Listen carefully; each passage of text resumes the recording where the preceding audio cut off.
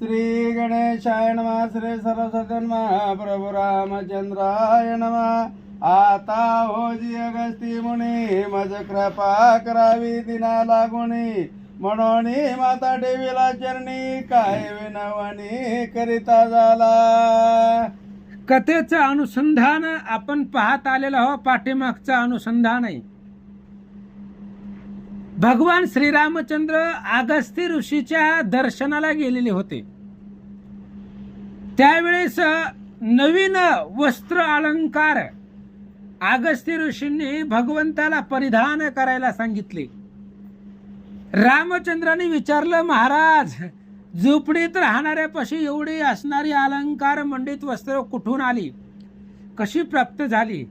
त्यावेळेस श्वेत राजाचं आत्मकथन हीच कथा गरुड पुराणामध्ये अध्याय 10 अन्नदानाचं महत्व सांगत असताना ग्रंथकर्ते माधव यांनी ही कथा तिथं सांगितलेली आहे. गरुड पुराणामध्ये ऐका, तिथं सविस्तर सांगितलेली आहे.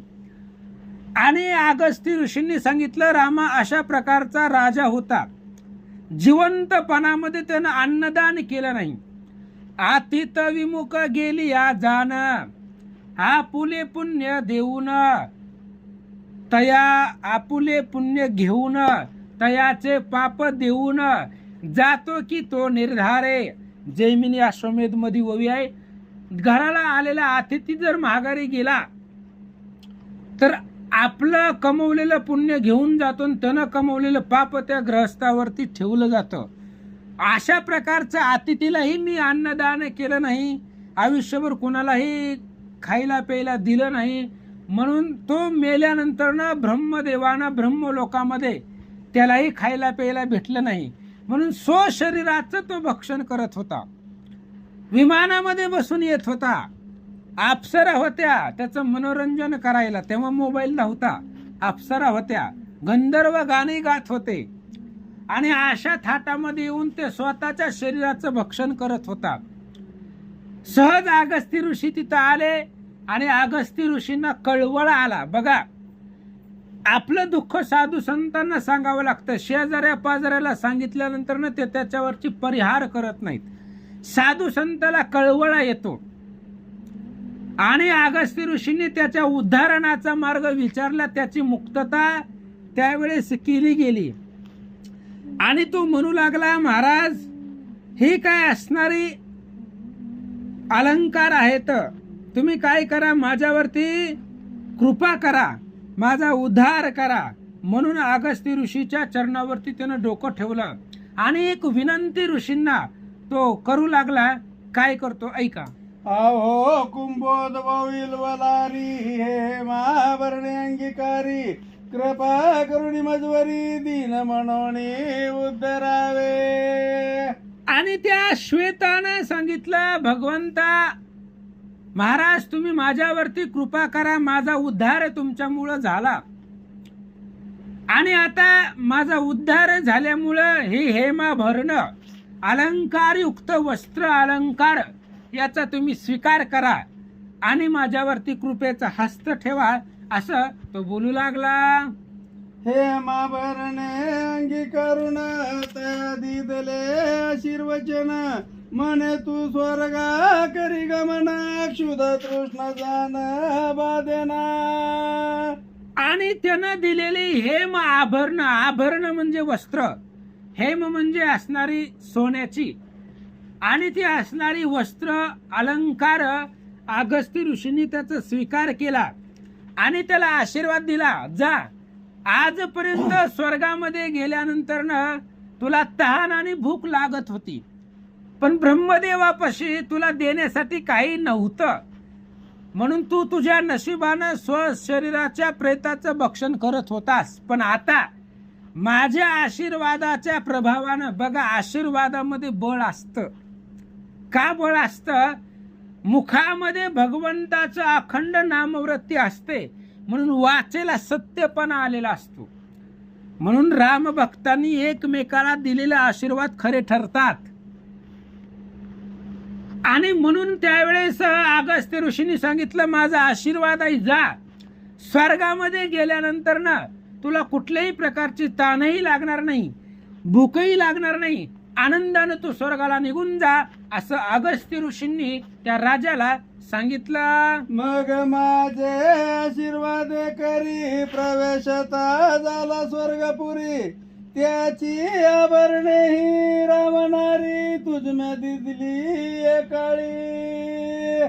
आणि अगस्त्य ऋषी रामचंद्राला सांगतायत की रामा, हे जी तुम्हाला आभरणं दिलेली आहेत, वस्त्र दागदागिने, ही जी तुम्हाला सोन्या चांदीची मी दिलेली आहेत, ती माझी नाहीत.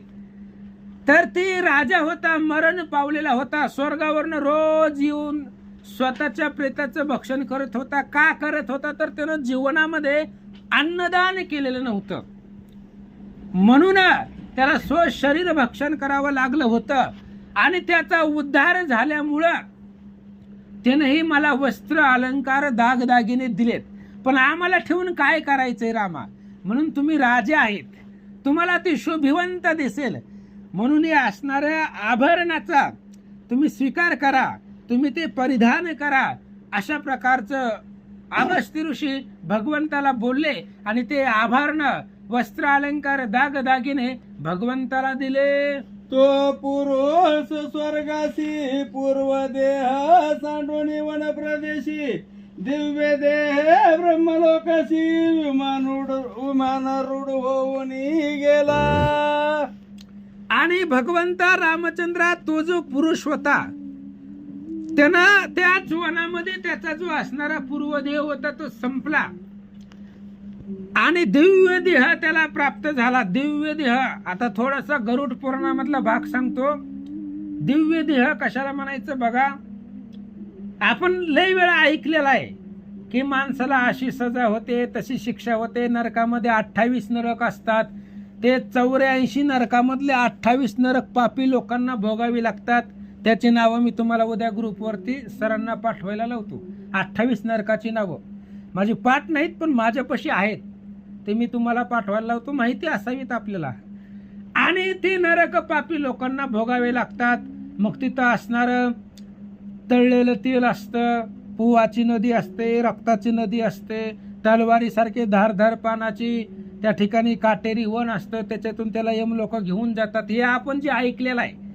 आता प्रश्न श्रोत्यांना पडल, माणूस मेल्यानंतर ना आपण त्याचं दहन करतो, दहन केल्यानंतर ना शरीर भस्म होतं, आत्मा ज्योत जे काय चैतन्य रूपी आत्मा आहे ती आत्मा शरीरामधून निघून जातो, शरीराचं दहन होतं. पण पुढचं ऐका, गरुड पुराणाच्या अनुसार आता माणूस मयत झाल्यापासून, दिव्य देह मी सांगायला लागलोय, माणूस मृत झाल्यापासून आपण त्याच्या 13व्या पर्यंतची क्रिया करत असतो. आता आपण करत नाही, आपल्याला ते माहिती नाही. 13व्या पर्यंत नवश्राद्ध असतं, 10व्या पर्यंत मेल्यापासून आपण 3रा सावळायचा कार्यक्रम करतो आणि त्याच्यानंतर 10वा करतो. पण ह्या मधल्या कालावधीमध्ये 9 दिवस जातात, त्याच्यामध्ये नवश्राद्ध असतं, त्याला नवमिश्र श्राद्ध म्हणतात. आणि ते कसं करायचं असतं तर ते असणाऱ्या जे काही कोरड्या शिदाचे असणारे पाती बनवून त्याच्या असणाऱ्या तर जिथं दहन केलं तिथं ठेवावं लागतं. आणि जसं जसं त्या असणाऱ्या नैवेद्य आपण रोज पहिल्या दिवशी, दुसऱ्या दिवशी, तिसऱ्या दिवशी असं 9 दिवस, 9व्या दिवसापर्यंत 10व्याला आपण 10वा करतो आणि 9व्या दिवसापर्यंत जे आपण नवमिश्र नवश्राद्ध करतो त्याच्यापासून त्याला एक एक अवयव दिव्य देहाचा त्याला तयार होतो. पहिल्या दिवशी हात, दुसऱ्या दिवशी पाय, तिसऱ्या दिवशी कान, डोळा, नाक, ही दिव्य देह त्याला हळूहळू हळू तयार होतो. आणि 10व्याच्या कार्यक्रमाच्या दिवशी ब्राह्मण लोक येतात, 10वा करतात, त्या 10व्याच्या आदल्या दिवशी 9व्या दिवशी त्याला दिव्य देह प्राप्त होतो. आणि 10व्या दिवसापासून तो स्वर्गाला जाण्यासाठी गमन करतो. आता स्वर्गाला असेल, नरकाला असेल, ज्याचं त्याचं प्रारब्ध असेल. आणि गेल्यानंतर ना पुन्हा त्याचा प्रवास 1 वर्ष चालू असतो. आता ही गरुड पुराणातला विषय जाऊ द्या, पण ही दिव्य देह शब्द आला म्हणून मी एवढं बोललो गेलो. त्या व्यक्तीला दिव्य देह प्राप्त झाला भगवंता, आणि दिव्य देह प्राप्त झाल्यानंतर ना तो स्वर्गाला निघून गेला, विमानामध्ये बसला, ब्रह्मलोकाला गेला. आणि गेल्यानंतर ना असं अगस्त्य ऋषी बोलले. बोलल्यानंतर ना पुन्हा रामचंद्र काय म्हणतात, ऐकून अगस्तीचे वचन संतोषला श्री रघु नंदन म्हणे स्वामी कृपा करुणे तयाचे कथन सविस्तरी सांगावे. आता अगस्त्य ऋषीचं बोलणं ऐकलं. संतोषाला श्री रघुनंदन रामचंद्राला आनंद वाटला. पण रामचंद्राने पुन्हा विचारलं, महाराज तुम्ही शॉर्टकट सांगायला लागला हो. आम्हाला सविस्तर ऐकायचं, गडबड का करायला, टाइम आहे ना. मग का तुम्ही एवढं गडबडीमध्ये सांगितलं आम्हाला? त्या राजाचं श्वेताचं सविस्तर कथा सांगा, मला सविस्तर ऐकायचे. खरं पाहिलं गेलं तर रामचंद्राला माहिती नसेल का?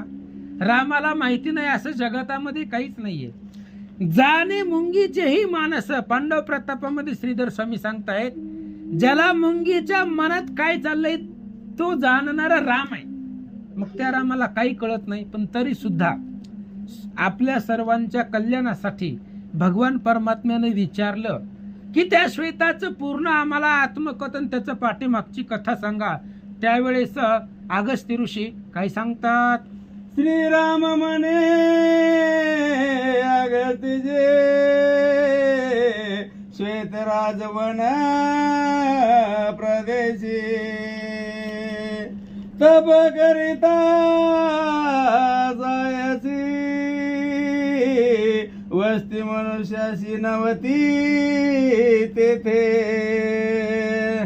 आणि श्रीरामचंद्र अगस्त्य ऋषींना म्हणतायत की रामा, ज्या वेळेस श्वेत राजा त्या वनामध्ये तपश्चर्या करत होता, तुम्हीच सांगितलं ना मगाशी, तपश्चर्या करत होता, तेव्हा तिथं मनुष्याची वस्ती नव्हती. आणि मनुष्याची वस्ती तिथं नसताना उद्ध्वस्त झालेलं ती वन होतं. आणि त्या वनामध्ये तो श्वेत राजा आपल्या लहान भावाला सुरथाला त्यानं राज्य दिलेलं होतं. त्याला विषयाचा कंटाळा आलेला होता. विषयाला कंटाळून आत्महित चिंतन कल्याण करण्यासाठी तो वनामध्ये गेलेला होता. सुरताला त्यानं राज्य दिलेलं होतं. मग वनामध्ये गेल्याबरोबर मग तिथं कुठल्याही प्रकारची मनुष्याची वस्ती नव्हती, उद्ध्वस्त झालेलं ती वन होता. अशा प्रकारे रामचंद्र बोलतात, ऐसे झाले उद्वंश वन मृग पक्षी विवर्जित जन महाकाळ महाविक्राळ दारुण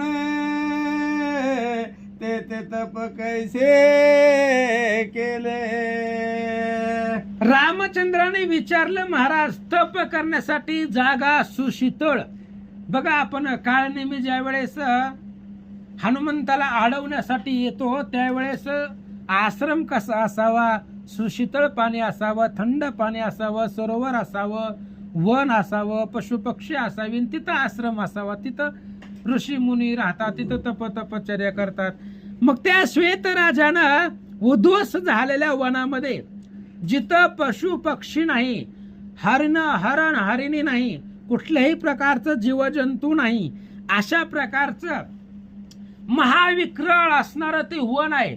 आणि त्या वनामध्ये त्या राजानं तिथं तपश्चर्या कशी केली, कसं तिथं तप केलं, आम्हाला त्याची कथा सांगा, असं अगस्त्य ऋषीला अखिल कोटी ब्रह्मांड नायक रामचंद्र विचारतात. भार्गव जेतेचे ऐसे वचन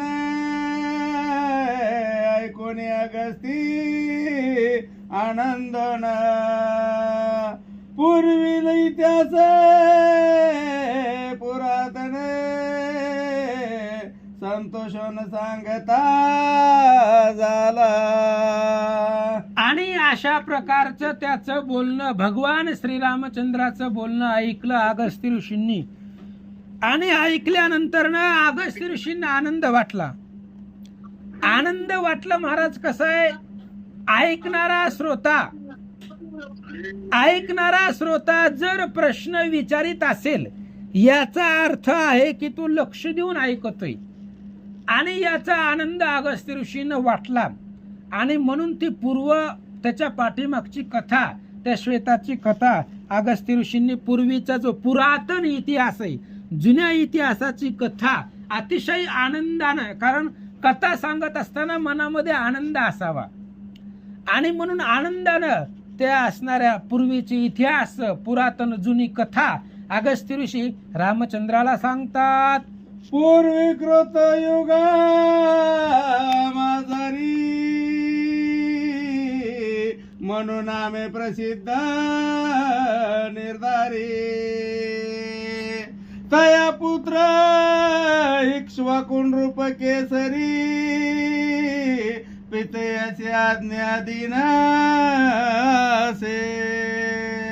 अगस्त्य ऋषींनी सांगायला सुरुवात केली, रामा पूर्वी कृत युगा माझारी मनू होता. मनू बघा, आता देवी पुराण ग्रंथ आहे, देवी महात्म्य ग्रंथ आहे, त्याच्यामध्ये मनूंची नावं सांगितलेली आहेत. तर किती मनू आहेत? तर 14 मनू आहेत. आता त्या 14 मनूची नावं मी सरांना ग्रुपवरती पाठवायला लावतो, आपल्याला माहिती पाहिजे. मग ते कोणचे कोणचे 14 मनू आहेत? तर पहिला तो मनूच आहे, स्वयंभू आहे. दुसरा मनू आहे तो स्वरचिस, त्याचं नाव आहे. तिसरा उत्तम, तामस, रैवत, चाक्षुष, वैवस्वत म्हणजे यम, हे सुद्धा मनूमध्ये मोडला जातो. बरं, पुन्हा ही सप्त मन्वंतरी झाली. त्याच्यानंतर सावर्णी नावाचा मनू 8वा आहे.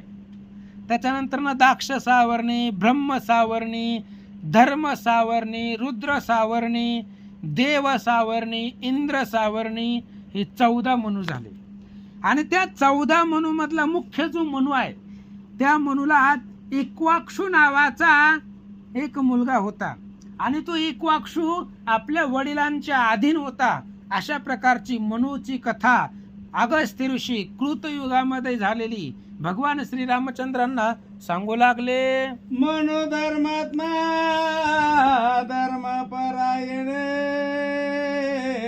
पुत्राशी राज्य स्थापन म्हणता झाला स्वधर्मे करून राज्य पालन करावे. मनू धर्मात्मा आहे, धर्मानं वागणारा तो मनू होता. स्वयंभू मनू आहे, मी मगाशी बोललो. आणि त्या असणाऱ्या मनूनं आपल्या इक्वाक्षूला सांगितलं की बाबा तू राज्य, तुझ्या राजगादीवरती राज्याभिषेक केलेला आहे, पण राज्य करत असताना राज्य स्वधर्मानं करायचं. आपल्या नगरीमध्ये गावामध्ये कुठल्याही प्रकारचा अधर्म होऊ द्यायचा नाहीये. आपल्या मुलाचं पालन आपण जसं करतो तसं आपल्या राज्याचं परिपालन पुत्रवत करावं. बघा, काही राजे होऊन गेले, आपल्या मुलाप्रमाणे राज्याचं परिपालन करतायत. हरिश्चंद्र, शिवी, किती राजाची उदाहरणं आहेत. तशा पद्धतीने तो राज्याचं परिपालन कर.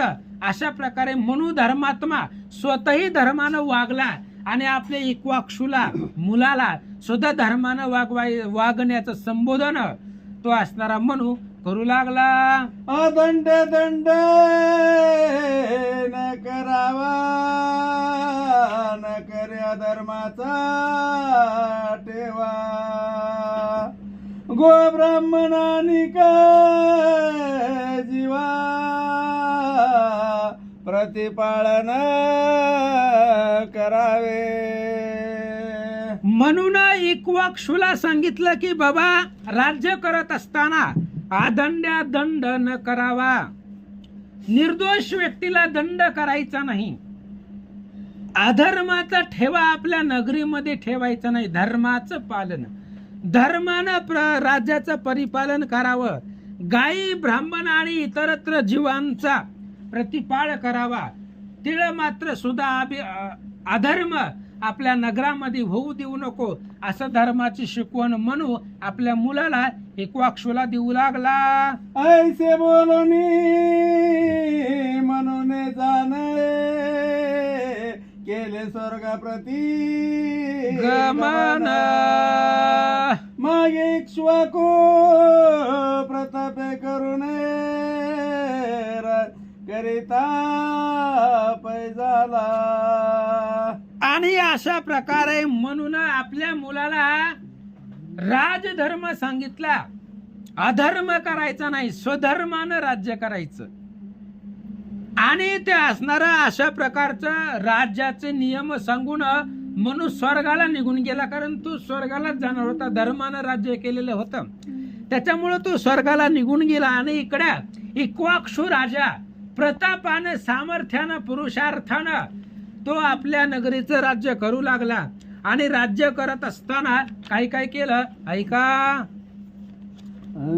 पृथ्वीचे राजे जिंतिले, आपुले करोनी स्थापिले, पुढे चिंता तुर मानस झाले, पुत्र संतती कारणे. पृथ्वीचे राजे जिंकले महाराज म्हणून इक्ष्वाकू राजानं प्रतापानं राज्य केलं, पुत्र पद्धतीने प्रजेचा सांभाळ केला.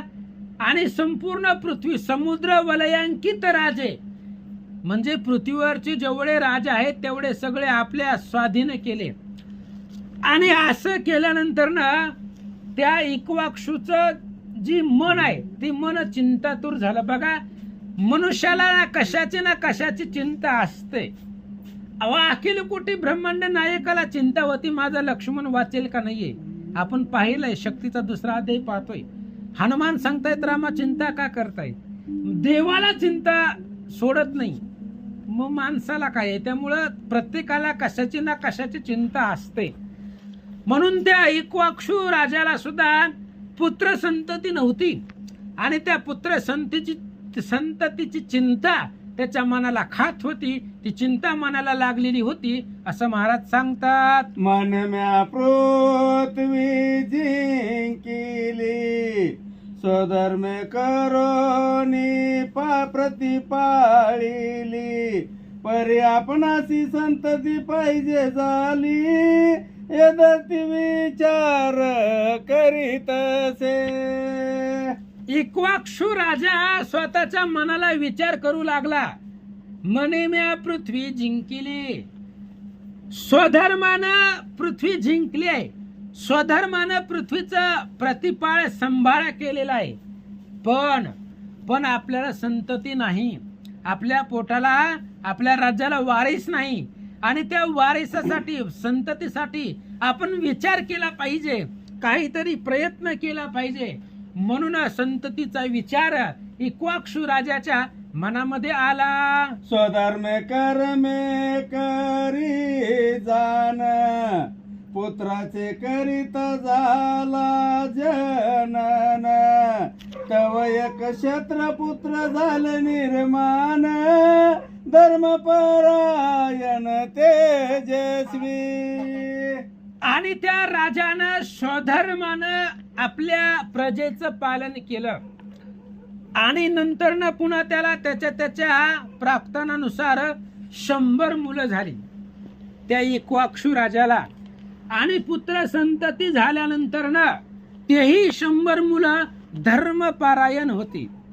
आपल्या पाठीमागचं कुळ जसं असेल तसंच असणारी संतती आपल्या पूर्व पुण्यानं जन्माला येत असते. इक्ष्वाकू राजाचा वडील मनु तोही धर्मानं वागला, इक्ष्वाकू राजा सुद्धा धर्मानं वागला.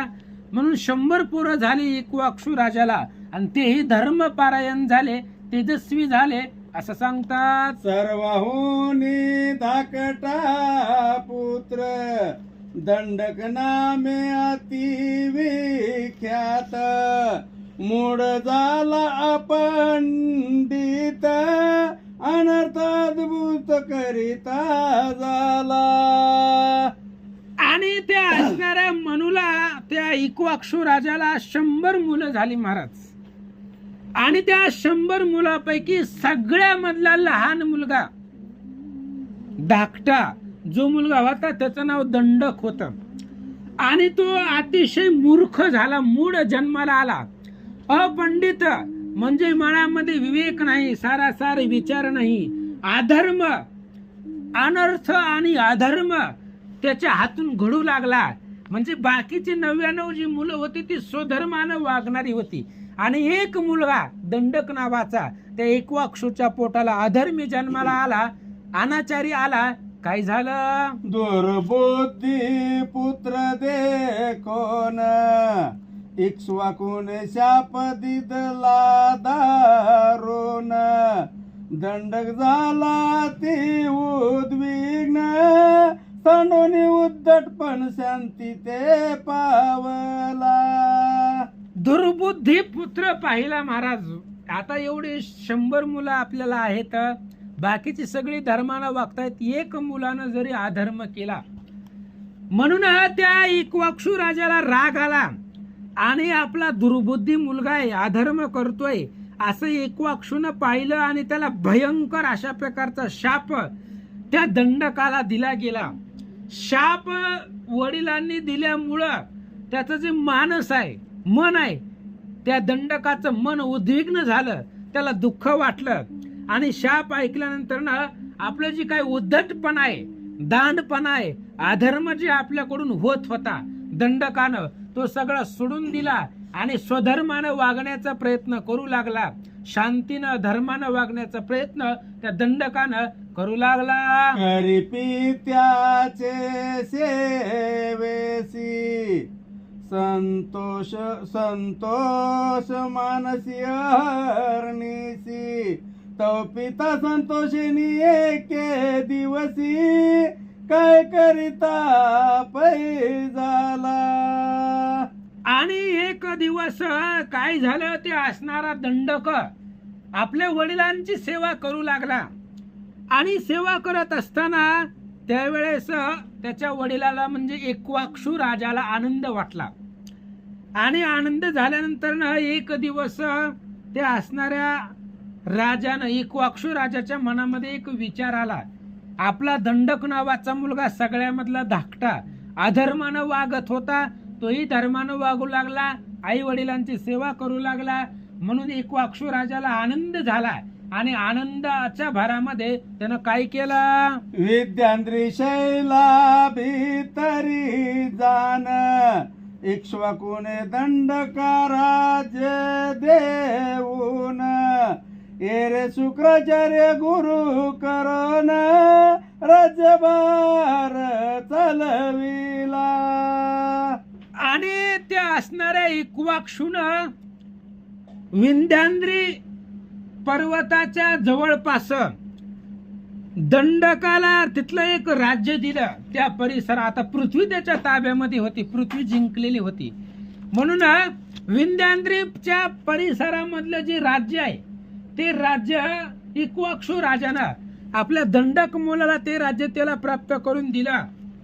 आणि दंडकानं दैत्यांचा गुरु शुक्राचार्य, त्या शुक्राचार्याला आपलं गुरु केलं आणि त्या शुक्राचार्याच्या मदतीनं, त्या गुरुच्या साह्यानं तो दंडक तिथला राज्यकारभार चालवू लागला. तया पर्वताचे पाठारी, दंडके वसविली मधुमंत पुरी, जियेचे रचने त्रिभुवन माझारी, उपमेसी नाही अनिका. आणि रामचंद्र त्या विंध्याद्रीच्या पर्वताच्या जवळचा परिसर इक्ष्वाकू राजानं त्या दंडकाला दिला आणि त्या पर्वताच्या पाठारावरती दंडकानं एक गाव, नगरी तिथं वसवली गेली आणि त्या नगरीचं नाव होतं मधुमंतपुरी. त्या गावाला, त्या नगराला नाव ठेवलं गेलं. आणि त्या मधुमंतपुरीची जर रचना पाहिली गेली तर संपूर्ण त्रिभुवनामध्ये, स्वर्ग मृत्यू पाताळामध्ये त्या नगरासारखं दुसरं नगर कदाचित नसावं, उपमेला दुसरं नगर नाही, अशा प्रकारचं नगर त्या दंडकानं त्या पर्वताच्या पठारावरती तयार केलं. तया नगरीचे ठाई, वास करिता झाला पायी, पुढील कथेची नवाई, सावध होनी अवधारी. आणि त्यावेळेस रामचंद्र सांगतायत, अगस्त्य ऋषी सांगतायत, भगवंता पुढे ऐका, कथा पूर्ण झालेली नाही, ऐका. त्या असणाऱ्या दंडकानं नगर निर्माण केलं, तयार केलं. त्या नगरामध्ये तो वास करू लागला, त्या नगरामध्ये राज्य करू लागला. गुरु कोणाला केला? शुक्राचार्यांना. शुक्राचार्य गुरु झाले त्याचे आणि नगरामध्ये तो राहू लागला. पण भगवंता खरी कथा पुढे, त्या असणाऱ्या दंडकाचं चरित्र, त्याचा इतिहास पुढे एक अपूर्व घडलं, नवल घडलं. काय नवल घडलं, काय अपूर्व घडलं, रामचंद्र ऐका. कोणे के काळी दंडक जान पारदी निघाला मृग लक्षण तव भार्गव कन्या देखिली जान वनविहरण करीतसे. आणि एके दिवशी रामचंद्र असं झालं होतं, तो दंडक नावाचा राजा मुदमंतपुरीचं राज्य करत असताना सहज वनामध्ये पारदी म्हणजे शिकारीसाठी निघाला. कुठेतरी हरण पाहावं, त्या हरणाला मारावं, त्याची शिकार करावी या उद्देशानं तो निघालेला होता. पण त्याच वनाच्या परिसरामध्ये भार्गवाची कन्या म्हणजेच शुक्राचार्याची मुलगी देवयानी, हे तर तिचं नाव नाही पण त्यांना एकच मुलगी आहे, तिचं नाव देवयानी आहे. आणि ती शुक्राचार्याची मुलगी त्यांना पाहिली गेली. तीही वनामध्ये फिरायला आलेली होती. अतिशय सुंदर ती मुलगी होती. आणि त्या असणाऱ्या देवयानीला किंवा त्या शुक्राचार्याच्या मुलीला ह्या दंडकानं पाहिलं. ती लावण्याची पुतळी की स्वर्गीची देवांगना सजली उपमे लागी भूमंडळी दुसरी नाही तिज सारिकी. आणि भगवंता पुढे अशी कथा झाली. ती देवयानी शुक्राचार्यांची मुलगी म्हणजे लावण्याची पुतळी अतिशय सुंदर होती. स्वर्गामधली देवांगना अप्सरा असावी त्या पद्धतीने तिचं स्वरूप होतं. अहो रामा, जर विचार केला त्या शुक्राचार्याच्या मुलीसारखी दुसरी मुलगी आहे ह्या भूमंडळामध्ये.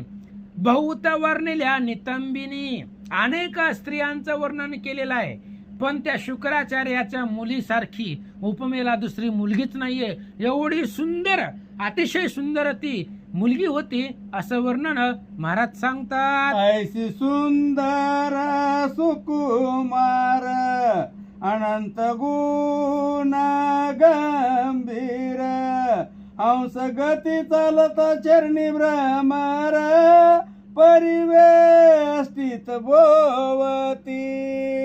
आणि अशा प्रकारचे अतिशय सुंदर ती असणारी शुक्राचार्यांची मुलगी होती. सुकुमार होती, अनंत गुण गंभीर, अनंत असंख्य गुण तिच्या शरीरामध्ये होते. हंस गतीनं, हंसाचं चालणं हळूहळू असतं, हंस गतीनं ती चालत होती. तिच्या पायामध्ये अनेक भ्रमर होते आणि ती असणारे चरणाभोवती परिविष्टित होते. अशा प्रकारचं तिचं लावण्याचं, तिच्या असणारे स्वरूपाचं वर्णन आहे. आणि एवढी सुंदर ती असणारी स्त्री होती. आणि त्या स्त्रीला ह्या दंडकानं पाहिलं. ऐसे ते दैत्य गुरुचे कन्या रत्न देखोनी दंडकाचे तला मदन म्हणतीस तू कोणाची कोण काय कारण वनिंदसी. अशा प्रकारचं ते असणारं शुक्राचार्यांचं रत्न. बघा, मुलीला रत्न शब्द वापरलेला आहे, कन्या रत्न येते. आणि ती असणारी शुक्राचार्यांची मुलगी त्या दंडकानं पाहिली गेली. पाहिल्याबरोबर एवढं सुंदर स्वरूप लावण्य तिचं होतं. आणि तिच्यावर तिला पाहिल्याबरोबर ह्या त्या दंडकाचा मदन म्हणजेच काम त्याचा असणारा निर्माण झाला. तिचं स्वरूप पाहिल्याबरोबर तिच्यावरती तो भाळला गेला. आणि तिला विचारलं, कोण आहेस, कोणाची आहे, या असणाऱ्या वनामध्ये का फिरतेस, अशा प्रकारच्या अनेक प्रश्न त्या दंडकानं त्या मुलीला विचारले. माझा मदने जातो प्राण आवा माझे करी वरण येरी म्हणे राया मी पितया दिन स्वतंत्रपण मज नाही. आणि त्या स्त्रीनं सांगितलं, म्हणले, ऐक राजा, या असणाऱ्या वनामध्ये फिरते मी असणाऱ्या. त्यावेळेस त्यानं सांगितलं की बाबा, तुला पाहिल्यानंतर ना तुझं एवढं स्वरूप आहे, लावण्य आहे, की तुला पाहिल्याबरोबर कामानं माझा प्राण जातोय, म्हणून तू कोण आहे, कुणाची आहे. त्यावेळेस त्या स्त्रीने सांगितलं की बाबा मी वडिलांच्या अधीन आहे आणि लग्नाच्या आधी मुलगी वडिलांच्या अधीन असावी. मी वडिलांच्या अधीन आहे, मला स्वतंत्रपणा नाहीये. माझं लग्न कुठं करायचं, कसं करायचं, कोणाबरोबर करायचं ती माझ्या वडिलांच्या हातामध्ये आहे. मला स्वतंत्रपणा नाहीये, त्यांच्या स्वाधीन माझं जीवन आहे. अशा प्रकारे ती मुलगी सांगू लागले. या वनाचे प्रदेशी राया माझा पिता शुक्राचार्य, अनुष्ठान करीतो त्याची तनया, अर्जायसे नाम माझे. आणि त्या असणाऱ्या मुलीने सांगितलं की बाबा या वनाच्या प्रदेशामध्ये माझे वडील शुक्राचार्य अनुष्ठान करतायत, तपश्चर्या करतात. तू तर त्यांना गुरु केलेला आहे, या नात्याने मी तुझ्या गुरुची मुलगी लागते. आणि ती असणारी शुक्राचार्य माझे वडील आहेत, अनुष्ठान कर, तू ज्यांचं अनुष्ठान करतो त्यांची कन्या मी आहे, त्यांची मुलगी आहे. आणि अरजा असं माझं नाव आहे. नाव सांगितलं बरं मुलीचं. अरजा अशा प्रकारचं माझं नाव आहे, शुक्राचार्यांची मुलगी आहे असं तिने सांगितलं. तो माझा पिता गुरु जान, तू तया मागे कन्यादान, न मागता करीसी माझे ग्रहण, ते अनर्थ दारुण भोगीसी. त्या मुलीने सांगितलं की बाबा तुला मी आवडले, माझ्या बरोबर लग्न करायचं तर शुक्राचार्य वडील आहेत माझे, जा वडिलापाशी जा, माझा हात माग. मग त्यांनी जर परमिशन दिली तर आपण लग्न करू, संसार करू, आनंदाने राहू. पण जर त्यांच्या परमिशन शिवाय माझ्या वडिलांना जर न विचारता तू जर माझ्यावरती बळजबरी करण्याचा प्रयत्न केला तर दैत्यांचे गुरु आहेत माझे वडील, त्यांच्यापाशी अफाट सामर्थ्य आहे. जर माझ्यावरती जबरदस्ती करण्याचा प्रयत्न जर केला तर तू मोठ्या संकटामध्ये, अनर्थामध्ये पडशील, असं त्या अरजेनं शुक्राचार्याच्या मुलीनं त्या दंडकाला सांगितलं. ऐकोनी तियेचे वचन, मंद बुद्धी दंडक जान, बळदेवोनी आलिंगन, संभवून सोडिली. तिचं बोलणं ऐकलं, पण कसं आहे, कामानं भ्रष्ट झालेल्या व्यक्तीलाही विकार आहेत, षड विकार आहेत. काम, क्रोध, लोभ, मद, मत्सर, दंभ, अहंकार यामधला एकही विकार आपल्यापाशी नाही पाहिजे महाराज. आपल्या मानवाला दोन विकार जास्त घातक आहेत, काम आणि क्रोध. काम आपल्याला आवरत नाही, राग आपल्याला आवरत नाही. आपण फोन नाही उचलला तर महिनाभर बोलत नाही, हे आपली क्रोधानं आपल्याला पिडलेलं आहे. नाथ महाराजांनी सांगितलं एका ठिकाणी बालकांडामध्ये ववी आहे, क्रोधा आईसा महावैरे, बाईसला असता जीवेवरी, जो ज्ञानाची मिरवे थोरी, तो संसारी मूर्ख होय. ज्याच्यापाशी राग आहे आणि राग असताना रागीट व्यक्तीच्या स्वभावानं जो ज्ञानाची थोरी मिरवतोय त्याच्यासारखा मूर्ख जगामध्ये नाही. म्हणून कामानं भ्रष्ट झालेला तो असणारा दंडक, त्या दंडकानं त्या मुलीवरती अत्याचार केला आणि आलिंगन देऊन अत्याचार करून तिला सोडून दिलं असं महाराज सांगतात. संभोगोनातीयसी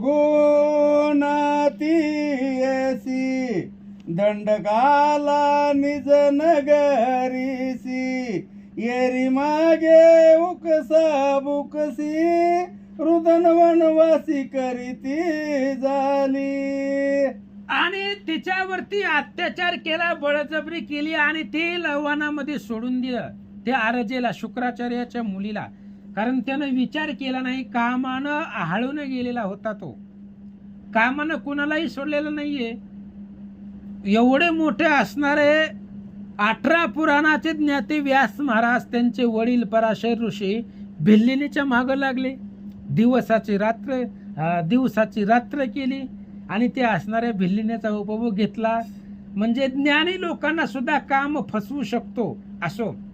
बघा एकनाथी भागवतामध्ये 4थ्या अध्यायामध्ये कामाचा प्रभाव, मी तेही वव्या पाठवायला होतो सरांना, त्या असणाऱ्या कामाचा किती प्रभाव आहे, कुणाकुणाला कामानं पिडलेलं आहे, त्याच्यामध्ये ती ववी आहेत, ते मी पाठवायला लावतो. आणि अशा प्रकारचा काम आहे, कामानं भ्रष्ट झालेला तो असणारा दंडक होता, तो दंडक आपापल्या नगरामध्ये निघून गेला. इकडं शुक्राचार्याची मुलगी रडत त्या वनामध्ये फिरू लागले. तव झाला मध्यान काळ, शुक्र शिष्यांचा घेऊन मेळ, क्षुधार्थी होऊन वन फळे प्रबळ, बक्षवया येता झाला. तेवढ्या वेळामध्ये दुपारची वेळ झाली होती. मध्यान्ह काळ म्हणजे, मध्यान्ह काळ शब्द का वापरतात, ज्यावेळेस सूर्य मध्यान्हाला येतो.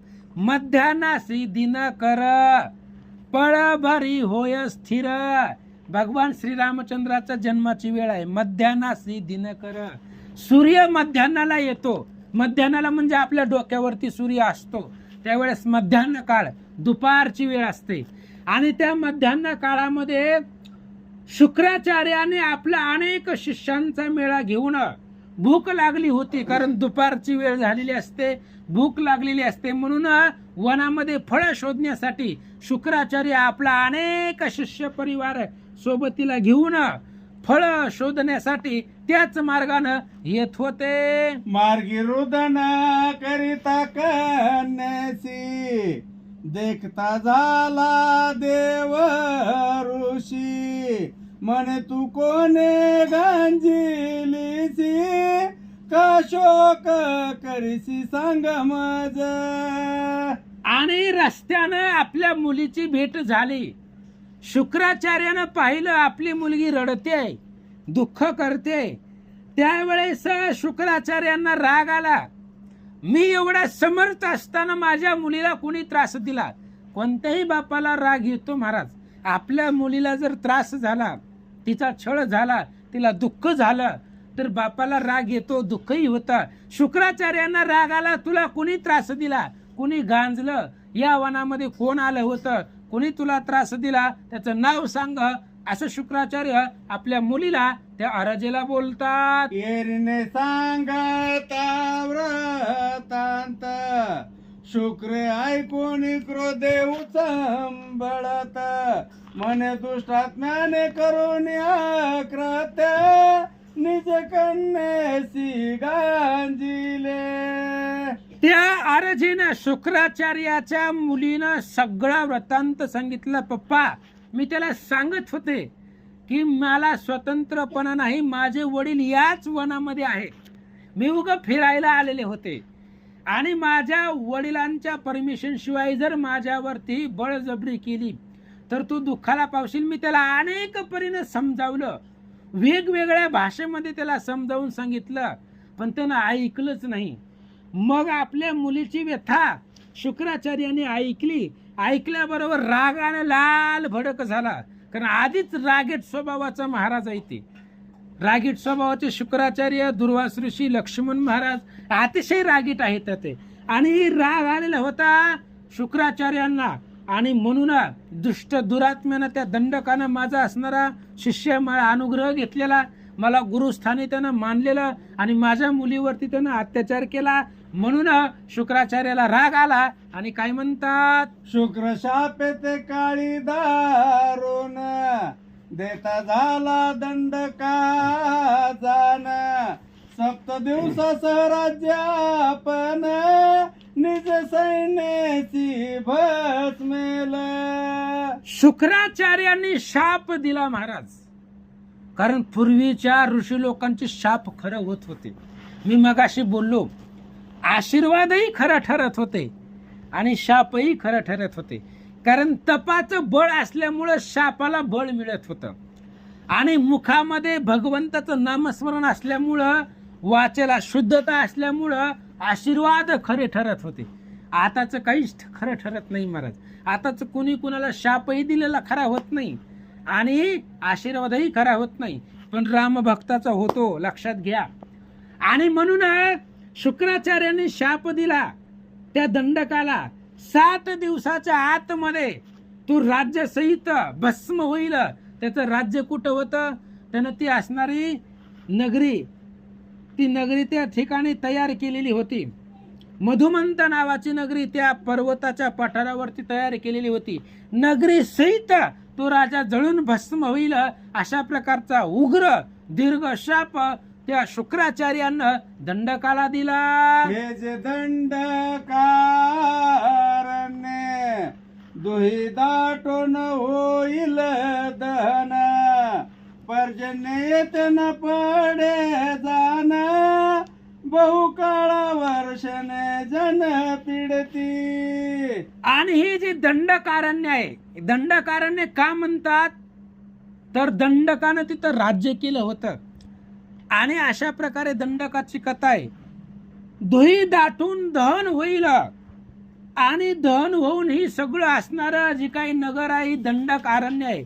ही दंडकारण्य भस्म होईल, वणवा लागेल, पर्जन्य इथं पाऊस पडणार नाहीये, अनेक वर्ष अनेक दिवस आवर्षण होईल.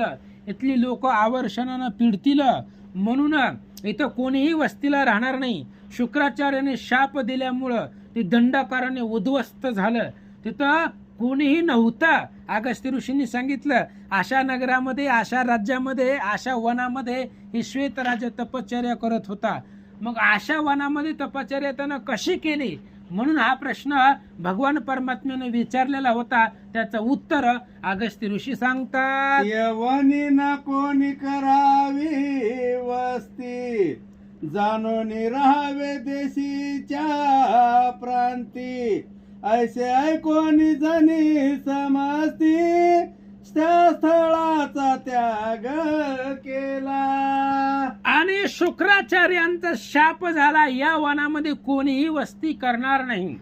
उद्ध्वस्त ते वन आहे दंडकारण्य, या वनामध्ये कोणीही राहणार नाही. म्हणून कोणीही त्या वनामध्ये राहत नव्हतं.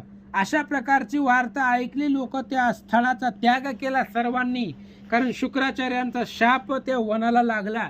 त्याच्यामुळं तिथं कोणीही वस्ती केली नाही. जे राहत होते लोक ते सगळे ते स्थळ ठिकाण सोडून दुसऱ्या प्रदेशामध्ये राहण्यासाठी गेले. कवीने संबोखोनी कन्यासी, दंडकारण्य स्थापुनी तिसी, देता झाला वरदानासी, आत्मतेजेसी ते काळी. शुक्राचार्यांनी आपल्या मुलीचं समाधान केलं, शांतवन केलं, आणि तिला सांगितलं, बाळा लेकरा, हे असणाऱ्या दंडकारण्यामध्ये तू राहा. तुझी इच्छा होईल तोपर्यंत इथं आश्रम कर, पर्णकुटिका बांधून देतो, आणि या आश्रमामध्ये तू राहा. मी शाप दिला तो दुसऱ्यासाठी आहे. माझा शाप तुला बंधन करणार नाही. माझी मुलगी आहे तू, म्हणून तू या वनामध्ये राहा. ही शाप बाकींच्यासाठी आहे, माझ्या मुलीसाठी नाही. म्हणून तू त्या आश्रमामध्ये राहा. अशा प्रकारे महाराज सांगतात. अहो आत्मजे वना भीतरी, तुझ्या आश्रमा शापन बाधी निर्धारी, तू येते राय आनंद निर्भरी, वन फळ सेवनिया. शुक्राचार्यांनी आपल्या मुलीला सांगितलं, तू या वनामध्ये राहा. तुझ्या आश्रमाला किंवा आश्रमाच्या परिसराला माझा शाप बंधन करू शकत नाही. आश्रमामध्ये तू आनंदानं राहा. इथं वनही तुझा आश्रम जिथं असेल तिथं वन राहील, तिथं वन फळं राहतील, शीतळ पाणी राहील, म्हणजे नाना प्रकारची सुख शांती मनोरम्य अशा प्रकारचा प्रदेश तिथला राहील. तू जिथं वास करशील राहतील, तिथला परिसर वातावरण व्यवस्थित राहील. माझा शाप तुझ्या आश्रमाला परिसराला बाधू शकणार नाहीये, असं आपल्या मुलीला शुक्राचार्य सांगतात. शुक्रेवनी स्थापनी कन्या रत्न, आपण निजाश्रमा करी गमन, ऐसे अगस्ती मुखी श्रीरामे कोण, तो सायंकाळ प्रवर्तला. आणि अशा प्रकारे शुक्राचार्यानं आपल्या मुलीला त्या वनामध्ये तिला राहण्यासाठी परमिशन दिली. त्या दंडक अरण्यामध्ये शुक्राचार्यांची मुलगी तिथं राहिली गेली आणि स्वतःच्या आश्रमामध्ये निघून गेले. शुक्राचार्य महाराज शिष्याचा शिष्यमेळाचा परिवार घेऊन आलेले होते, ते निघून गेले. आणि नंतर अशा प्रकारची कथा सांगत असताना संध्याकाळ झाली. आणि संध्याकाळ झाल्यानंतर काय झालं? श्रीरामासहित अगस्ती मुनी हा प्रवर्तले संध्या वंदनी निज कर्मे करिता रजनी ती काळी पै झाली. कथा सांगत असताना सायंकाळ म्हणजे 5 वाजल्यापासून 7 वाजेपर्यंतचा काळ म्हणजे सायंकाळ. सूर्य अस्तमानाला जाण्याची वेळ म्हणजे सायंकाळ. आणि त्या सायंकाळ झाल्यानंतर संध्यावदन, भगवान परमात्म्यानं संध्यावंदन केलं. सायंकाळचा जो त्यांचा नित्यक्रम आहे, निज कर्म, रोजचं जे काम आहे ते काम भगवंतानं करत असताना संध्याकाळ झाली. संध्याकाळ म्हणजे अंधार पडायला लागला की संध्याकाळ, दिवस मावळला की सायंकाळ, दुपार, असे 3 काळ असतात: सकाळ, दुपार, सायंकाळ आणि रात्र. आणि मग संध्यावदन करत असताना, रोजचे नित्यक्रम सारत असताना संध्याकाळ झाली, रात्र झाली. आणि रात्र झाल्यानंतर काय केलं? एका जनार्दना शरण श्रीरामे करुणी संध्या वंदन मग करीते झाले भोजन ते कथा पावन अवतारा. ग्रंथ करते श्री संत एकनाथ महाराज किंवा गावोबा काका. जरी रामायण गावोबा काकांनी लिहिलं असलं तरी जैसे एकनाथांचे मांडणे तैसेच गावोबाचे बोलणे. भक्ती लीलामृत मधली ओवी आहे. जसं एकनाथ महाराजांच्या ओवीचं मांडणं आहे तसंच गावोबांचं बोलणं आहे. आणि एकनाथ महाराजांच्या समोर त्यांच्या प्रत्यक्ष गावोबा काकाने युद्धकांडाचा 45वा अध्याय शक्तीमधला गावोबा काकांनी लिहून दाखवला. एकनाथ महाराजांनी तो वाचला आणि मग सांगितलं आता लिहि पुढचं रामायण. म्हणून तिथून पुढचं रामायण गावोबा काकांनी लिहिलेलं आहे. आणि गावोबा काका सांगतायत, कथा पावन अवधारा. रामचंद्र संध्याकाळच्या वेळेला अगस्ती ऋषीच्या आश्रमामध्येच त्यांनी मुक्काम केला. आणि मग जेवण करण्याची वेळ आली म्हणून अगस्ती ऋषी सहित रामचंद्रांनी जेवण केलं. आणि आता जेवण केल्यानंतर पुढची रामायणाची कथा, कारण रामायण गोड आहे महाराज, खूप गोड आहे. राम कथेविन जगती तळा झाले होते शून्य मंडळ ते रचिले सकळ कीर्ती मंगळ करोनिया. भगवान परमात्म्याचा अवतार घेण्याच्या आधी जगतामध्ये रामकथेविन जगत शून्य झालं होतं. भगवंतानं अवतार घेतला, कीर्ती केली आणि कीर्तिरूपी कथा जगतामध्ये मांडली गेली. त्यामुळे जग चराचर भगवंताच्या कथेनं पावन झालं. ते पावन झालेलं जग आणि त्या भगवंताची पावन कथा गावोबा काका सांगतात, तुम्ही ऐका. श्री स्वस्ति भावार्थ रामायणे उत्तरकांडे एका कार्तिका अगस्ती श्रीराम संवादो नाम 62 अध्याय. बोडा श्रीराम पुंडली कवरधारी विठ्ठल श्री ज्ञानदेव तुकाराम पंढरीनाथ भगवान की जय. प्रभु श्री रामचंद्र भगवान की जय. श्री गणेशाय नमः. श्री सरस्वती नमः. प्रभु रामचंद्राय नमः. ऋषीचे संज्ञा जाणून श्रीरामे स्नान संध्या सारून नंतर करावया भोजन ऋषी राम प्रवर्तले. कथेचं अनुसंधान आपण ऐकलं. संध्याकाळची वेळ झालेली होती म्हणून भगवान श्रीरामचंद्रांनी स्नान संध्या वगैरे सारून नंतर जेवण करायचं, भोजन करायचं म्हणून ऋषी आणि राम, अगस्ती ऋषी आणि भगवान श्रीरामचंद्र दोघही. काय अगस्ती ऋषीचं भाग्य असलं, रामचंद्राच्या मांडीला मांडी लावून जेवण करतायत. रामचंद्राच्या सोबतीला जेवतात. रामाच्या पंक्तीला बसणं वेगळं आणि मांडीला मांडी लावून बसणं वेगळं. रामचंद्राच्या जवळ सोबतीला निकटवर्ती अगस्ती ऋषी जेवण करतायत. भाग्य थोर आहे. असो. आणि अगस्त्य ऋषीच्या सोबतीला भगवान परमात्मा जेवण करू लागले. श्रीराम भोजना कारणे नाना परीची फळे तेने हळूहळू उत्तम शाखा अगस्तीने श्रीरामाला गी आणल्या. आणि अशा प्रकारे रामचंद्राला भोजन करायचे, जेवण करायचे. मग आता महाराजाच्या घरी काय असणार आहे हो? बर, पुढचा माणूस किती जरी मोठा असला, रोज पंचपक्वान्नाचं जेवण जरी करत असला, तरी झोपडीतल्या महाराजापाशी आल्यावर त्याला भाजी भाकरी शिवाय काय भेटणार आहे? अगस्त्य ऋषी सर्वसामान्य होते आणि राम राजा होता, पण तरी सुद्धा ऋषीच्या आश्रमामध्ये आल्यानंतर ना त्याचं स्वागत करणं त्यांचं काम होतं आणि तो राजा आहे. म्हणून अगस्त्य ऋषींनी वनामधले वेगवेगळे विविध नाना प्रकाराची फळं रामचंद्रांना भोजनासाठी आणून ठेवले. उत्तम फळे रुचिकर भोजनी प्रवर्तला राजेश्वर भोजन करून श्री रघुवीर निजासनी बैसला. आणि मग उत्तम अशा प्रकारची रुचकर म्हणजे चविष्ट अशा प्रकारची फळं भगवान श्रीरामचंद्रासाठी अगस्त्य ऋषीने आणली. आणल्यानंतर ना राजेश्वर राम राजे आहे आणि राम फक्त अयोध्येचा राजा नाहीये महाराज. त्रैलोक्य राजा श्री रघुनाथ त्याचा पाहू नको अंत, त्रैलोक्याचा करील घात, निमेषार्धात क्षोभनी कोण सांगते.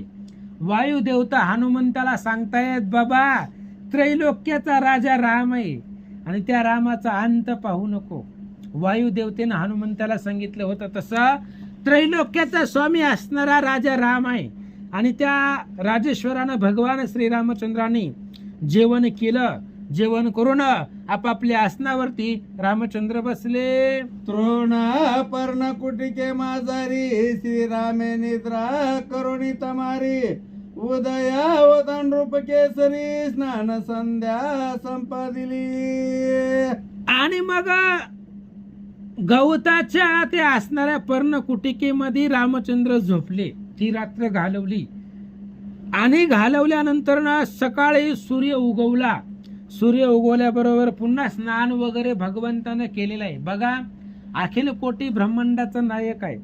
दुधाच्या समुद्रामध्ये झोपणार आहे, शेषाच्या पलंगावरती झोपणार आहे, अयोध्येमध्ये राजगादीवरती झोपणार आहे आणि आज गवताच्या झोपडीमध्ये रामचंद्र झोपले. कारण भक्ताच्या इथला विसावा आहे म्हणून राम भक्ताची आवड आहे महाराज. ते आपणही एकमेकाच्या राम भक्ताच्या घरी गेल्यानंतर ना तिथंही आपल्याला आनंद समाधान भेटतं.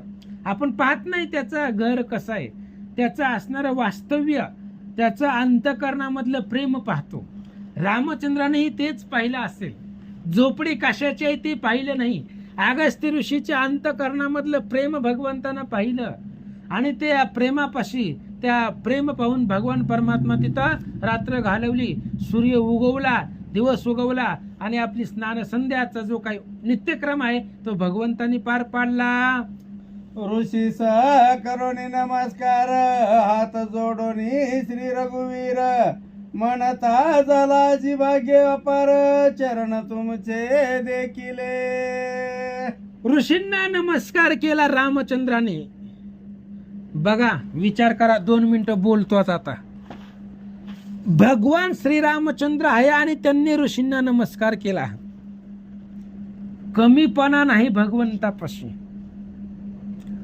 आपण एकमेकाला नमस्कार करायला लाजतो, करत नाही, हात जोडत नाही, पाया पडत नाही. पण रामचंद्र लाजले नाहीत. अखिल कोटी ब्रह्मांडाचा नायक आहे तो, सर्व सत्ता त्याचे आहे. पण ऋषीला नमस्कार केला, हात जोडले आणि हात जोडून विनीततेने रामचंद्र म्हणतायत आज माझं भाग्य आहे का तुमचं चरण देखलं, तुमचं चरण पाहिलं गेलं. माझं भाग्य थोर आहे, धन्य मी आपुले मानेनं संचित. आज माझं प्रारब्ध संचित थोर आहे, तुमचं दर्शन झालं असं स्वतः भगवान श्रीरामचंद्र अगस्त्य ऋषीला बोलतात. आजी धन्य माझे कुळ धन्य माझे भाग्य सफळ जन्मो जन्मीचे तपाचे फळ चरण युगुल देखिले. भगवान श्रीरामचंद्र म्हणतायत महाराज तुमचं दर्शन झालं, माझं कुळ धन्य झालं, आज माझं भाग्य सफळ झालं. साधू संताचं दर्शन होण्यासाठी भाग्य लागतं महाराज. उजळले भाग्य. उजळले भाग्य. आता माझं भाग्य उजळलं गेलं, भाग्याचा उदय झाला. भाग्याचा उदय ते हे जोडी संत पाय. तुमच्यासारख्या साधू संताचं दर्शन झालं, तुमचं चरण पाहिले गेलं. अनंत जन्माचं जे पुण्य आहे, तप आहे, ते तप एकदाच फळाला आलं, तुमचं चरण पाहिले गेलं, असं अगस्त्य ऋषीला भगवान श्रीरामचंद्र बोलतात. आता निज नगरा जावयास आज्ञा दिली पाहिजे ऋषी. ऐसे श्रीराम मधुर वचनासी ऐकोनी कुंभोद्भव बोलिला. भगवान श्रीरामचंद्रांनी सांगितलं, महाराज झालं की आता एक रात्र तुमच्या पशी थांबलो. अख्खा दिवस कथा कथा सांगता सांगता तुम्ही दिवस घालवला, रात्रही तुमच्या पशी घालवली. आता मला जावं लागल अयोध्येला. राजा आहे, तिथला राज्यकारभार पाहावा लागेल. आले कशासाठी होते? पाठीमागचं अनुसंधान बघा. रामायण ऐकत असताना सगळं अख्खं ऐकावं लागतं. आता आमचं रामायणाचा अभ्यास असल्यामुळे आम्हाला माहितीच आहे की धूम्रपान एका व्यक्तीचा, ब्राह्मणाचा मुलगा मृत पावलेला होता. मग ती मुलगा का मेला याचा शोध घेण्यासाठी भगवान परमात्मा फिरत होते. फिरत असताना एक व्यक्ती मद्यपान धूम्रपान करत होता, त्याला मारलं रामचंद्रांनी. मारल्याबरोबर त्या बाळाचा, ब्राह्मणाचा मुलाचा जीव भगवंतानी वाचवला. अहो, ते अवघड नाही रामासाठी. पण आता जाता जाता निकटवर्ती अगस्त्य ऋषीचा आश्रम आहे, म्हणून त्या आश्रमामध्ये राहिलेले होते. एक रात्र मुक्काम केला, दिवस घालवला. दुसरा दिवस उजडला आणि रामचंद्राने सांगितलं, महाराज बस झालं, आता मला गावाकडं अयोध्येला जाण्यासाठी आज्ञा द्या. असं रामचंद्राचं बोलणं ऐकलं. ऐकल्याबरोबर अगस्त्य ऋषी काय म्हणतात? आचमने प्राचीला पांपती विद्यांद्री निजविला क्षिती. ऐसा कुंभोद्भव रामा प्रती काय बोलता झाला. आणि अगस्त्य ऋषी काही सर्वसामान्य नाहीत महाराज. कुंभोद्भव, घटोद्भव ही त्यांना नाव आहेत. मित्रावरुणी आणि उर्वशी यांच्यापासून अगस्त्य ऋषीचा जन्म आहे. मित्रावरुणी म्हणजे सूर्य महाराज. सूर्यदेवानं उर्वशीला पाहिलं आणि उर्वशीला पाहिल्यानंतर जो काम निर्माण झाला, तो काम निर्माण झाल्यापासून त्यांचा असणारा रेत त्या कुंभामध्ये पडलं गेलं. सूर्यदेवाचं एक जे असणारं रेत गेलं, ती पडलं गेलं एका असणाऱ्या काय म्हणतात त्याला भिक्षापात्रामध्ये पडलं. त्या भिक्षापात्रामध्ये पडलं, त्याच्यापासून भर्तरीचा जन्म झाला. नवनाथामध्ये कथा आहे. आणि दुसऱ्या असणाऱ्या रेतापासून जन्म झाला कुंभामध्ये अगस्त्य ऋषींचा. म्हणजे अगस्त्य ऋषी आणि भर्तरी नाथ हे सूर्यदेवाची मुलं आहेत. आणि जन समुद्र प्राशन केला. समुद्र का प्राशन केला? राम विजय ग्रंथ अध्याय 13. आतापी वातापी इलवल, ह्या 3 राक्षसाची कथा आहे. ह्या 3 जणांना मारण्यासाठी एकानं पाण्याचं रूप धारण केलं, समुद्रामध्ये त्यानं उडी मारली, पाणीमय झाला. त्याला मारण्यासाठी अगस्त्य ऋषीने निश्चिती सोशियेला पांपती मी त्याहून करीन ख्याती त्रिजगती कोरडी. प्रख्यात वय आहेत महाराज, शक्तीमधले वय आहेत. आपलं म्हणजे सारखं शक्तीला गेल्यामुळं कथेमध्ये सतत असल्यामुळे ती वय पाठच आहेत. असू द्या. आणि मग अगस्त्य ऋषीनं समुद्र प्राशन केलेला होता, विंध्याद्री झोपवला होता. बघा युद्धकांडामध्ये 74-75वा अध्याय आपण पाहिलं. अगस्त्य ऋषींना काशी सोडून जायचं होतं. महादेवाने सांगितलं होतं जावा. अनेक ऋषी मंडळी गाराने घेऊन आलेली होती. विंध्याद्री आणि मेरू पर्वताची शर्यत लागलेली होती. ते विंध्याद्री वाढतच चालला कुटवर्मी सूर्यदेवापर्यंत.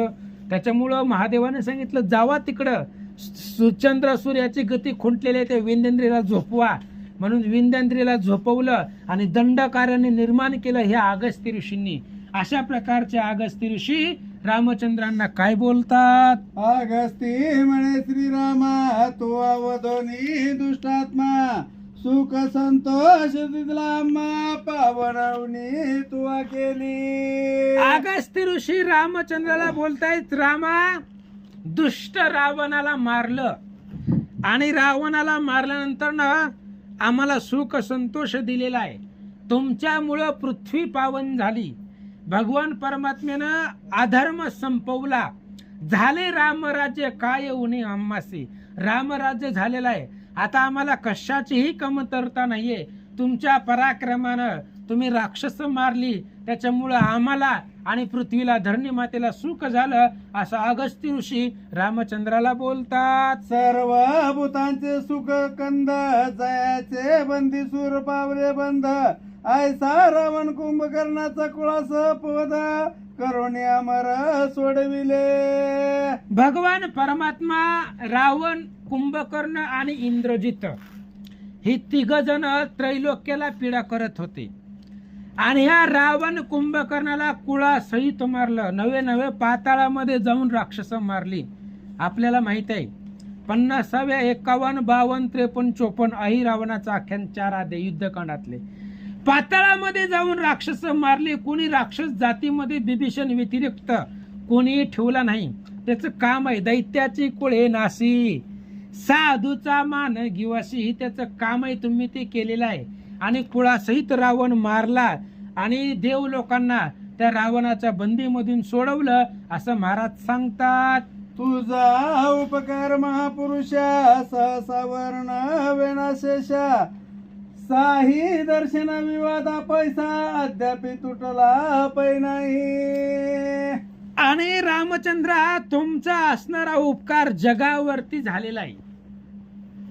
तुमच्या पराक्रमाचं वर्णन शेषालाही करता येत नाही. म्हणून रामाच्या स्वरूपाचं वर्णन करत असताना आपण जर रामायणाचा बारीक अभ्यास केला तर बघा, एकनाथ महाराजांचं रामायण लिहिण्याची ऍक्ट जर आपण पाहिली गेली तर बघा, जिथं जिथं रामचंद्राच्या नावाचा नाम उल्लेख आलेला आहे तिथे तिथं एकनाथ महाराजांना प्रेम आवरलं नाही. आणि त्यांनी रामाच्या वर्णनाचं वर्णन केलेलं आहे. पहा तुम्ही, अनेक वेळेला रामचंद्राचं पुरुषार्थाचं नाव आले की नाथांनी वर्णन केलेलं आहे.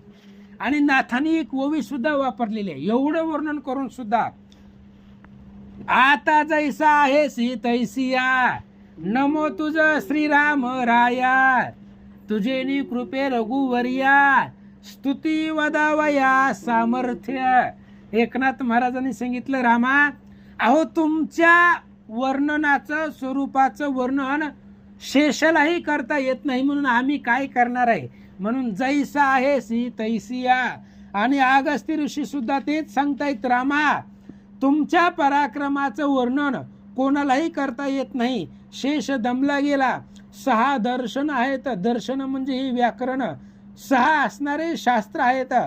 पातंजल आहे, मीमांसा आहे, वेदांत आहे, विशेषिक न्याय आहे, सांख्य ही शास्त्र आहे.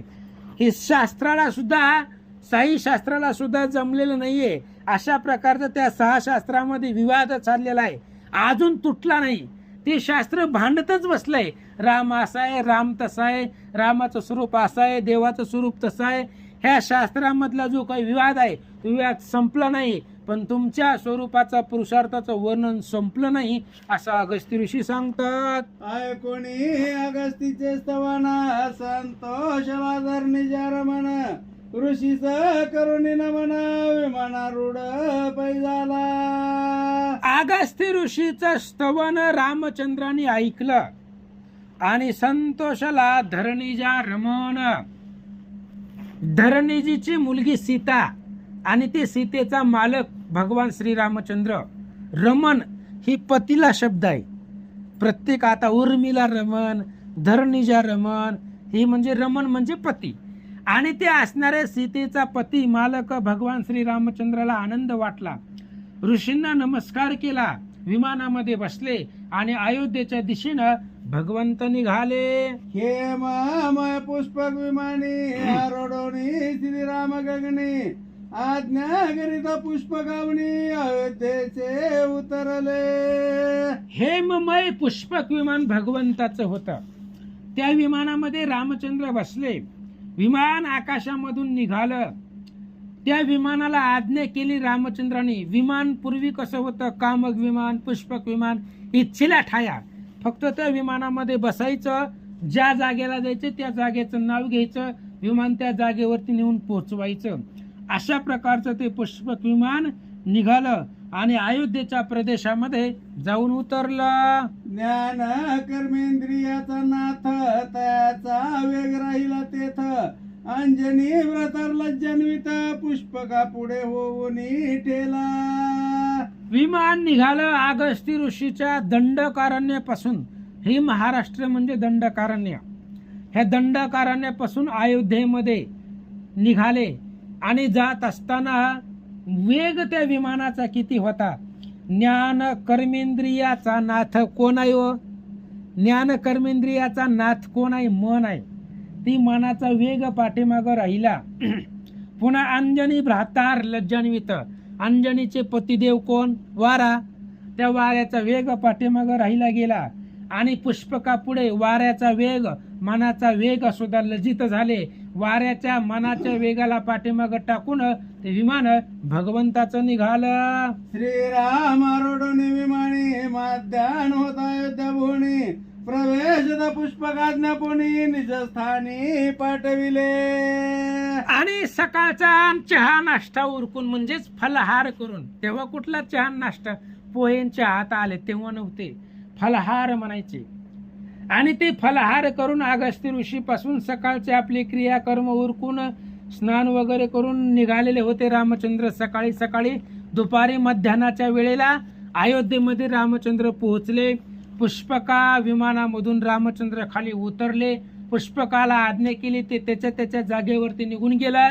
भगवान श्री रामचंद्र विमानामधून उतरले आणि उतरल्यानंतर आपल्या घराकडं आपल्या महालाकडं रामचंद्र निघाले. श्रीराम येऊनी सदना उजू पैसोनी पाचरिले अनुजू भरत लक्ष्मण आनंद बोजू अग्रगाचासी भेटले. रामचंद्र आपल्या महालामध्ये गेले. गेल्याबरोबर दूताला आज्ञा केली, जा म्हणले लक्ष्मण भरत शत्रुघ्नाला बोलवून आण. दूत गेला. लक्ष्मण भरतजी शत्रुघ्नाला बोलवलं आणि राम लक्ष्मण भरतजी आले. आल्यानंतर आपल्या भावाला भेटले. त्यावेळेस भाऊ भावाला भेटण्यामध्ये आनंद होता. आता तो आनंद राहिलेला नाही. भाऊ भावानं पाहिले की तोंड फिरवून जातोय. आताचा आनंद संपलेला आहे. भाऊ भावाला भेटण्यामधला तेव्हाचा जो आनंद होता त्रेतायुगामधला, तो आनंद आता संपत आलेला आहे. असो कलियुग लागलेला आहे, प्रभाव होतच असतो. आणि मग राम लक्ष्मण भरत शत्रुघ्न नव्हते, ते मधुपुरीचे राज्य करायला गेलेले आहेत.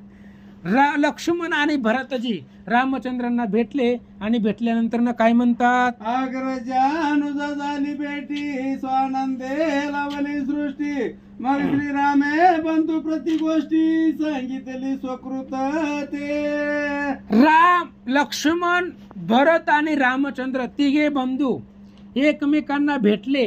भेटल्यानंतर स्वानंद प्राप्त झाला. आनंद वेगळा, परमानंद वेगळा, स्वानंद वेगळा. आणि हा असणारा भाऊभावाच्या भेटीमध्ये स्वानंद त्या सर्वांना प्राप्त झाला. रामचंद्र आपल्या भावांना भेटले गेले आणि इथून गेल्यापासून जे रामचंद्रांनी कार्य केलं ती सगळी कथा गेल्यापासूनची सगळी आपल्या भावांना रामचंद्रांनी सविस्तर सांगितले. शूद्र जातीचा तापस दक्षिण दिशे करी धूम्रपानास त्याचे वधुनी ब्राह्मण संतोष बाळ वाचवणी दिदला. मग आता मूळ कथेकडे रामचंद्र आपण येऊ. अयोध्येमध्ये रामचंद्र राज्य करत असताना एका ब्राह्मणाचा मुलगा मरण पावलेला होता. अयोध्येमध्ये लेकरू का मेलं? कोणीतरी अधर्म केला म्हणून मेलं. म्हणून रामचंद्र त्याचा शोध घ्यायला गेलेले होते. क्षुद्र जातीमधला तापस दक्षिण दिशेला धूम्रपान करत होता आणि ते असणाऱ्या रामचंद्राने त्याला मारलं. त्या ब्राह्मणाचा लेकरू मेलेलं ते जिवंत केलं आणि त्या ब्राह्मणाच्या स्वाधीन केलं. इथपर्यंतची कथा घडलेली रामचंद्रांनी आपल्या भावांना सांगितले. आता पुढील कर्तव्यात ते तुम्ही ऐका एकाग्र चित्ता. आम्ही केले राक्षसांचे गाता हत्या बहुत घडल्या. रामचंद्रांनी सांगितलं लक्ष्मणाला आणि भरताला, ऐका म्हणले. आता आम्ही काय केलेलं आहे. दंडकारण्यामध्ये वनवासाला गेलो. 14 वर्षाच्या वनवासाच्या कालावधीमध्ये आम्ही अनेक राक्षस मारली, लोकांना मारले आणि लोक राक्षस मारल्यामुळं अनेकांच्या हत्या, कुणाचा बाप मारला असेल, कुणाचा नवरा मेला असेल, कुणाचा मुलगा मेला असेल, आणि त्या स्त्रियांचा जी काय असणारं त्यांना झालेलं दुःख, त्या दुःख वेदना, त्यांचे शाप उशाप आम्हाला लागलेले असतील, हत्या लागलेली असतील, त्यामुळं ह्या सगळ्याला मारलेल्याचं पाप डोक्यावरती बसलेलं आहे, त्या पापाचं ओझं झालंय. म्हणून माझ्या मनात एक विचार आहे, कोणता? करावया पातकाचे निर्दळन, करू धर्माचे संरक्षण, आता करू अश्वमेध यज्ञ, राज्य रक्षण करावया. रामचंद्रांनी सांगितलं पातकाचे निर्दळन. पाप रामाला नाही, पाप फक्त आपल्याला आहे, रामचंद्राला पाप नाही. पाप पुण्य जीवाला असतं, भगवंताला नसतं. पण असू द्या, रामचंद्र बोलतायत पातकाचं निर्दळन करू, धर्म संरक्षण करू. म्हणून काय करायचा? अश्वमेध यज्ञ करायचा. आणि ती अश्वमेध यज्ञ करत असताना घोडा पृथ्वी तलावरती सोडायचा. घोडा आपण सोडल्यानंतर ना ती घोड्याला जाऊ द्यायचं. आता अयोध्येपासून घोडा निघाला, कुठं गेला? लवकुशाच्या आश्रमामध्ये गेला. पण तो घोडा कुठं कुठं फिरला, कुणी कुणी त्या घोड्याला पकडलो. तर राम अश्वमेध ग्रंथामध्ये कथा आहे, आणि ती कथा आपण तो जर ग्रंथ पाहायला गेला, जर ती ग्रंथ मिळत नसेल तर यूट्यूबवरती तो ग्रंथ उपलब्ध आहे. आम्ही त्या ग्रंथाचं पारायण केलेलं आहे, वाचक स्वरूप सूचकाच्या पद्धतीने तो ग्रंथ यूट्यूबवर उपलब्ध आहे.